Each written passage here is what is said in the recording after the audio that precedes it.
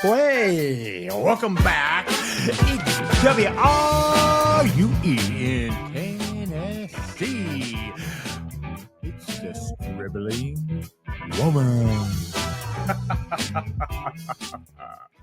Hi, I'm Nancy Rue, and I am the Scribbling Woman, and so are you. And that's why we're having this conversation.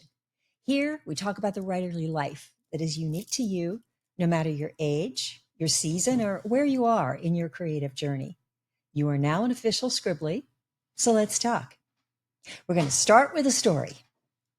In 2019, after taking a hiatus from writing in order to professionally mentor, I closed the From Shadow to Shelf program and returned to the novel that I'd been playing with before my break.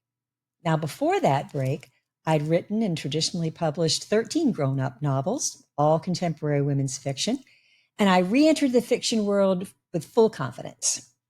Now, because I was now writing for the general market rather than the CBA, I decided to attend a week-long Donald Moss intensive just to kind of sharpen my skills, right? I had been to a Donald Moss intensive 13 years before, and at that time, it had inspired me to turn a corner with my writing. So I was expecting all kinds of encouragement, maybe some suggestions in my one-on-one with the Don. Yes, he had said I had a good, strong commercial fiction voice. He liked the idea of the women in the writers group helping to solve the mystery. He said the opening reminded him of The Marvelous Mrs. Maisel, and he was completely confused. Well, okay, I could handle that. That was an easy fix. I was actually kind of jazzed because if that was all, it wasn't. He turned to the plot of what I was then calling mandatory sentence, and he said, "So what? Why does this story matter?" Now, you may find this hard to believe, but I was at a complete loss for words. He, on the other hand, was not. He said, "Dig deeper. What's the worst that can happen in this story? Make it worse. Make it the absolute worst. Make some of that the protagonist's fault." Well, I, of course, thanked him profusely, and then I practically ran to my hotel room, praying that there wouldn't be some other conferee in the elevator telling me that he'd just offered them a contract. And then I got to my room, and I may have cried for a minute until I realized he was absolutely right. I thought I always had gone deep in my work. I'd never dodged around the hard topics. But in truth, I'd gone as deep as I dared, not for the protagonist, but for myself. Now I had to go all the way in. I had to dig deep into me. I published that novel, now known as More Than a Footnote, 5.5 years later. The next one in the collection only took 9 months to finish because then I'd learned that going to the center of both the story and me was not as dark and scary as it sounded. That's where the rich earth is, the kind in which a story can grow. Now, so far in our series here on deepening your writerly life, we've talked about what going deep means and how you know you're ready and how to prepare yourself. That was episode 35. Now, let's turn to how we go deep. And we'll start with delving into ourselves or into the depth that we see in other people.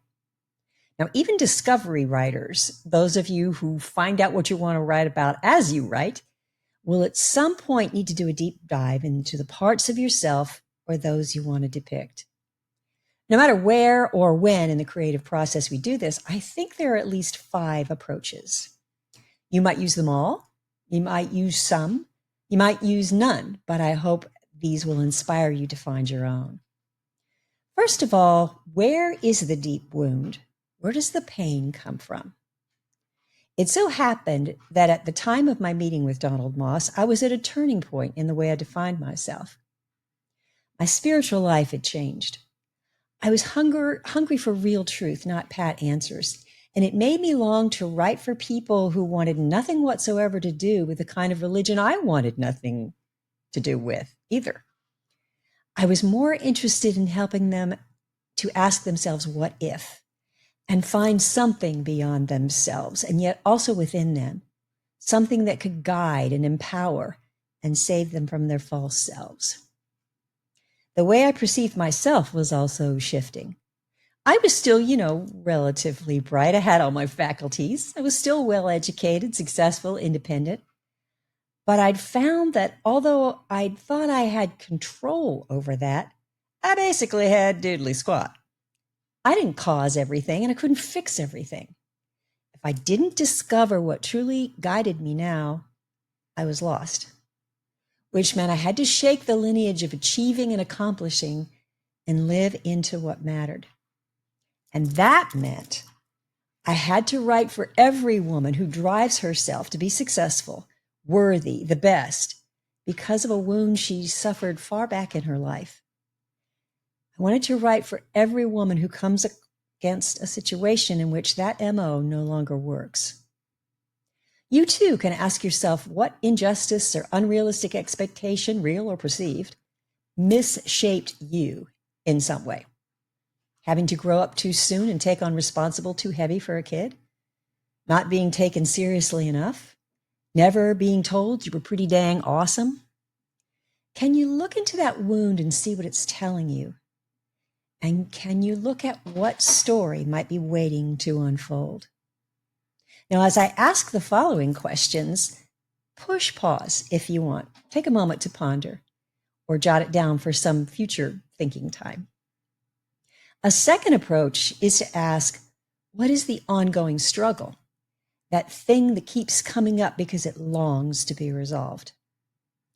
Given the mistaken message that I had to be constantly achieving or I wouldn't be loved, the struggle for me was to accept that I was loved for who I was, to stop constantly striving not only for my own achievements, but to endlessly serve other people's needs, and of course, to get God's approval, as if. It was exhausting. I didn't know that that was the thing that was causing so much physical pain and so much challenging anxiety and burnout. I confess that at times I secretly longed for some kind of benign condition for which the only cure was to stay in bed for a month. As I began my revisions for More Than a Footnote, I related more and more to Mary. I hadn't suffered the loss or the decade-long depression that she'd experienced as a result of that loss, but within, we're the same person, and we went into the tunnel together. So do you still wrestle with residuals of your old wound? The joylessness of always being responsible for freaking everybody? Do you continue to play the funny ditz because that's how you've always been known all these years? Do you keep digging the hole of self-doubt while you're constantly seeking approval to fill in that gap? Is that part of your protagonist's story? Or is it a factor in the experience of the nonfiction audience that you're writing for? Sometimes the resistance to those early messages serves us well. That's what gives hope in a story. That's what allows our protagonist someplace to go. So the third question to ponder is, what does healed look like? Even as I was writing Meredith's story, I began to see that both of us could heal as long as we had a vision of what that looked like. I discovered that I truly craved balance and rhythm. I wanted relationships that didn't feel performative on my part. I wanted to not always be the mentor, the leader. I caught glimpses of who I am without the publishing history and without the next novel in the queue. Mary had to find a truth that might hurt her entire family, but that was her outer journey. Her inner journey and mine were toward this kind of healing. I couldn't find it for her if I didn't find it for me. So what would it feel like for you to finally be healed from that old wound and all that it has cost you? That's the through line of your story and your protagonist. Would it taste like freedom from taking care of other people who really need to take care of themselves? Might it sound like the deep, clear, serious thoughts in your own mind that you can own? Could it be redolent of the deliciously sweet aroma of confidence in yourself?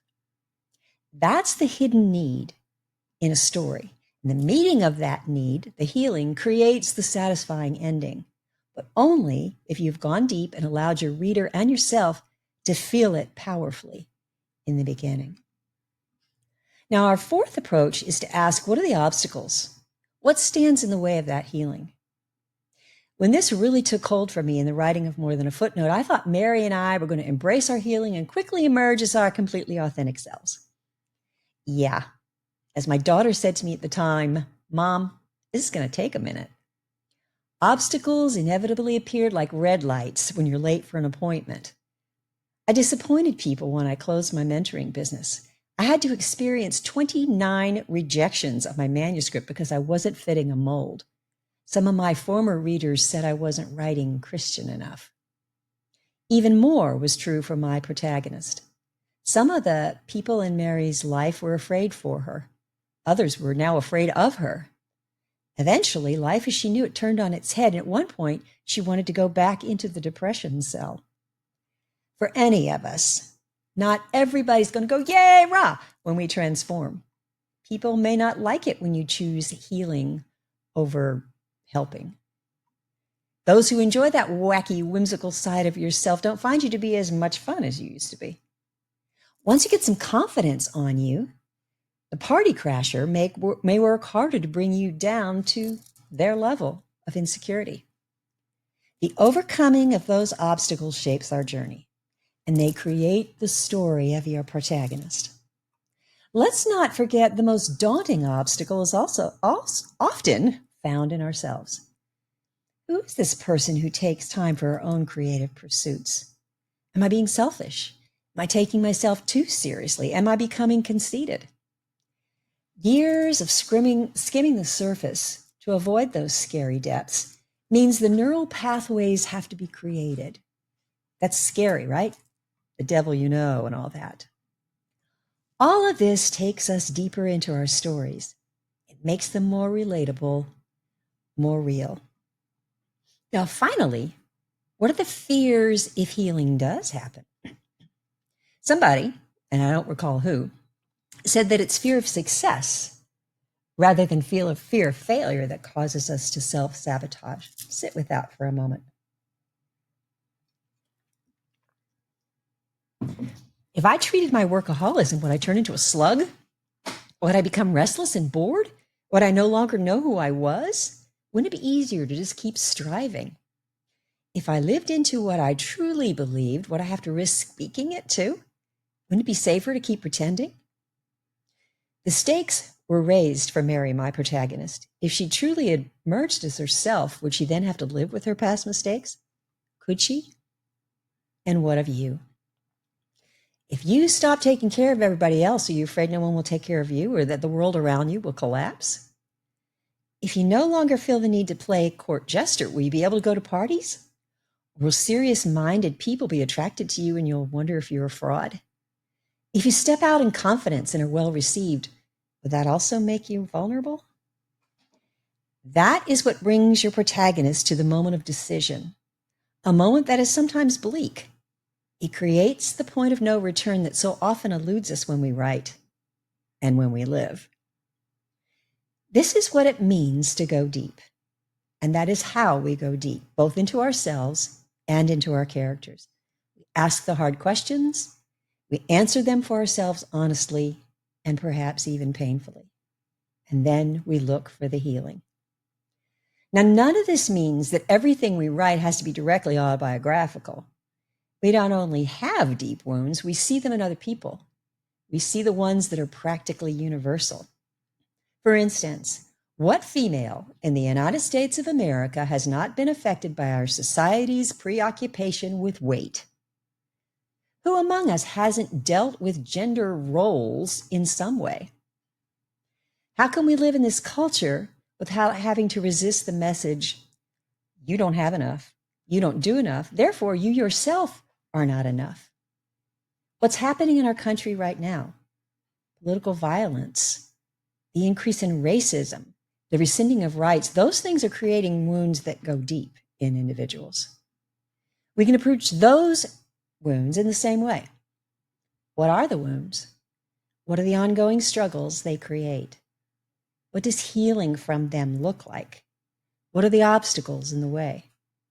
What are the fears about being healed? Suddenly, we have ourselves a deep story.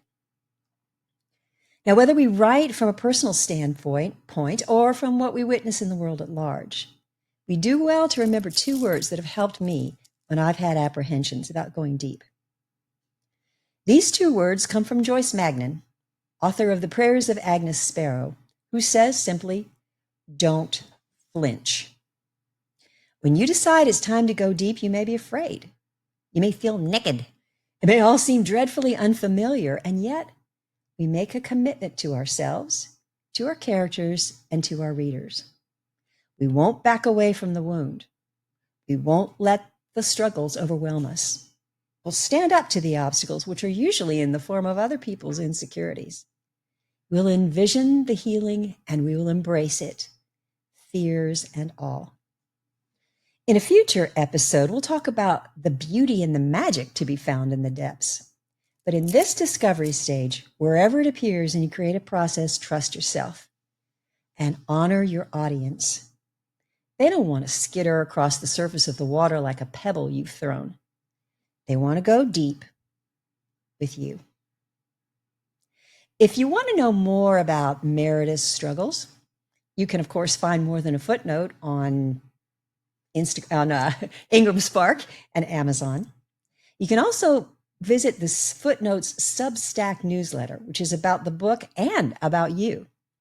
All kinds of writing and living related goodies can be found at www.nancyrue.com, including the upcoming interactive companion for writerly women at any age. Until next time, Scribblies, scribble deep.